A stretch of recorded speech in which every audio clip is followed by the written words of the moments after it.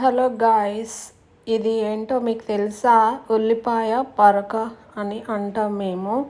ఉల్లిపాయ ఆకులు కూడా అని అంటాము. తర్వాత స్టవ్ వెలిగించి కళాయి పెట్టి తగినంత ఆయిల్ వేసి పోపు దినుసులు వేసేసిన తర్వాత కొంచెం మగ్గుతుంటాయి ఇవి. అప్పుడు చిన్నది ఉల్లిపాయ సన్నగా తరిగి ఒక 3-4 పచ్చిమిర్చి మీకు టేస్ట్కి తగ్గట్టు పచ్చిమిర్చి కోసి వేసుకోండి. ఇలా గోల్డెన్ బ్రౌన్ అయిన తర్వాత వేగిన తర్వాత ఉల్లి పొరకని మనం సన్నగా కట్ చేసి 2-3 సార్లు వాటర్తో కడిగి ఇలా ఆయిల్లో వేసిన తర్వాత కళాయిలో వేసేసిన తర్వాత కొంచెం కుక్ అవుతుంది.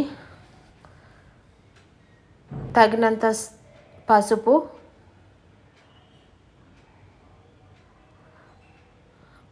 వేసిన తర్వాత గల్లుప్పు కూడా వేసానండి. తగినంత గల్లుప్పు వేసిన తర్వాత కలుపుకోవాలి.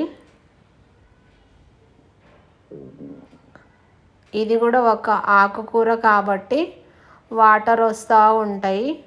వాటరు బాగా ఈ ఆకుకూర బాగా కుక్ అయినప్పుడు వాటర్ బాగా ఎగిరిపోయిన తర్వాత ఒక టమాటో కోసుకొని ముక్కలు వేసేసిన తర్వాత టమాటా కూడా మంచిగా ఉల్లిపాయ ఆకుల్లో కుక్ అయిన తర్వాత అలా కుక్ చేసుకోవాలి. టమాటా మెత్తగా మ్యాష్గా అయిన తర్వాత తగినంత కారం, మీకు స్పైసీగా కావాలంటే 2 స్పూన్లు వేసుకోండి. నాకు తక్కువ స్పైసీ కావాలి, అందుకే 1.5 స్పూన్ వేసాను. అలా వేసిన తర్వాత మంచిగా కారం కలిసేటట్టు మనం కలుపుకోవాలి కర్రీని.